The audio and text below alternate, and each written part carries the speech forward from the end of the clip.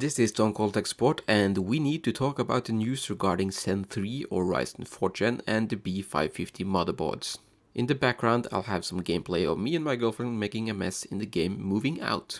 But first, the intro.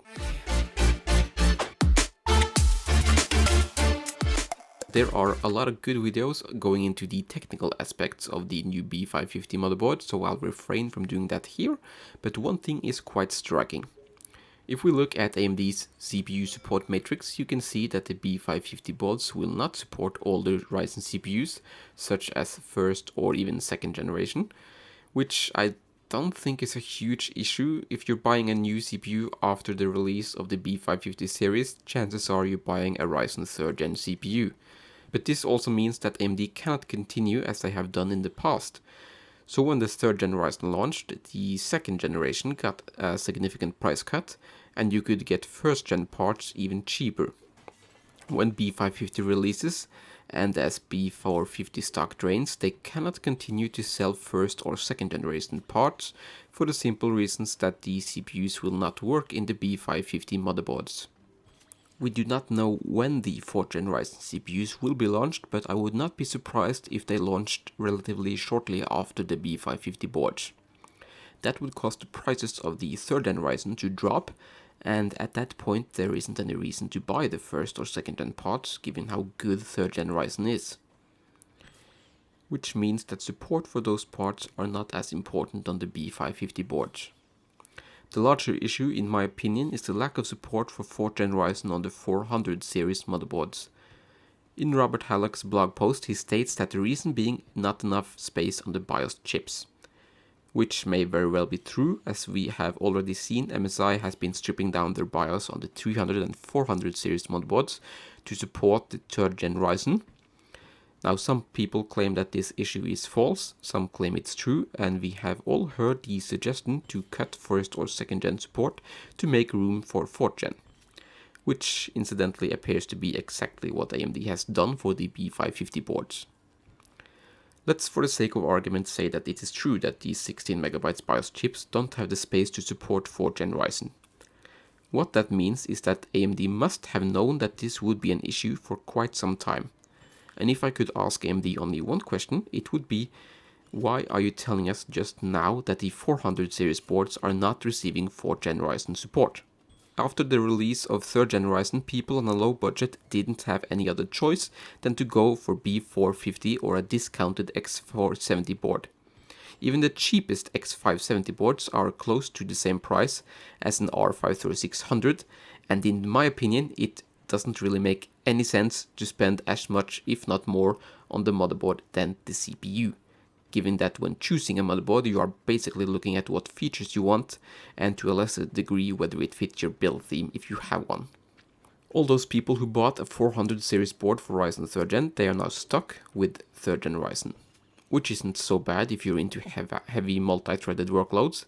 3rd gen Ryzen does scale from 4 to 16 cores, so if you are on, say, a 3600, a 6-core CPU, you do have an upgrade path in terms of cores, but the IPC will be the same, so in a majority of games and single-threaded workloads you will not see as much of an uplift compared to what you would have seen going from 3rd to 4th gen Ryzen. It really feels to me like there has been a lack of transparency on AMD's part when it comes to how many CPUs the AM4 socket will support. Now, Robert Hallock states that the M4 socket has had an unprecedented longevity. It has been available for 3 years, and Intel's LGA 1151, which was introduced in 2015, is only now being swapped out. AMD are ahead in how much support the socket has received though.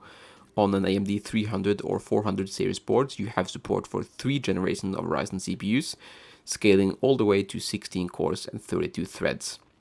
While on LGA 1151, the 100 and 200 series chipset only have support for 2 generations and tops out at 4 cores and 8 threads, while the 300 series have support for 2 generations and tops out at 8 cores and 16 threads.